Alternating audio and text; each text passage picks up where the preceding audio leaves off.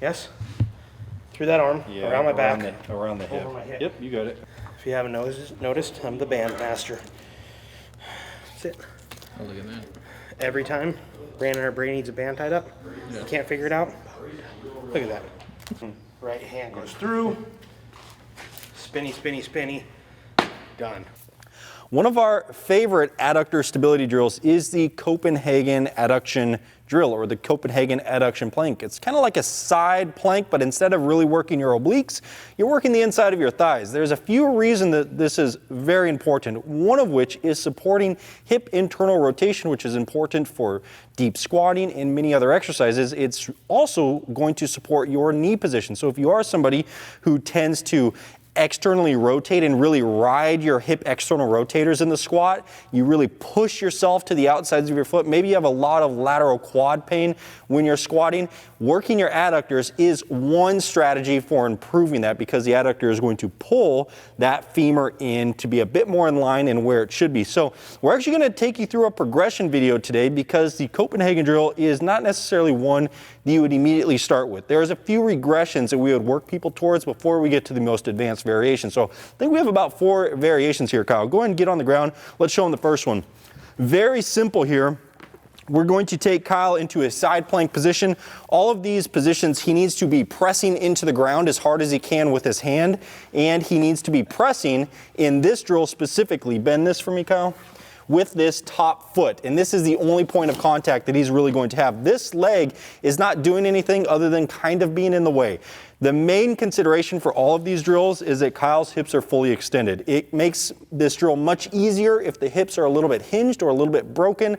This drill becomes quite a bit less effective. So hip extension, pressing hard into the ground, and point of contact here. Go ahead and post up here, Kyle. And Kyle's just going to hold and accumulate a little bit of time here. This leg should be off the ground as much as he can. The knee's still probably going to contact the ground, but shouldn't be aiding Kyle's position. He's pressing downward through the ground here so that he can stabilize this upward adductor, this top adductor. Nice job, Kyle. Let's come to the boxes. A lot of people experience some type of shear load. Well, everybody who does this drill experiences shear load through the knee. For some people, that can be somewhat painful. So if you are somebody who has achy knees, or your knees are not quite strong enough to support the amount of shear load that's coming through with these Copenhagen drills, one way we can get around that is by shortening the lever of this leg. Go ahead and show them that one, Kyle. This one is still a little bit harder than the last drill, and this box is a little bit high, Kyle. Let's see if we can get you to that. There we go. Yeah, not a perfect setup here with this box, but we want the box to be about the height of the shoulders at post position. The higher you go, the harder it is, but it also makes it a little bit more difficult to work through the drill. But in this specific drill, we need a platform where Kyle's knee, or your knee, can be fully supported on it. So we don't have nearly as much shear load going through that knee as we would if we just did the straight leg variation. From here, he would accumulate reps up and down pulling with this top adductor. Good, Kyle. Really, really important that he also doesn't just flop down to the ground as with all of these drills. Go straight leg here, Kyle. Shoe tie. Important rest period. Straight leg. Foot is still pressing down, hand still pressing down. None of that changes. Good. Again, Kyle's not using that bottom leg. Some of these, that bottom leg can get kind of in the way. If it's annoying to you, you can use a power rack, put the safety pins in. It's going to be a little bit of work for that ankle to press against those safety pins, but it's not going to be bad. This is the main variation that we're going to spend the most amount of time with for the most amount of people.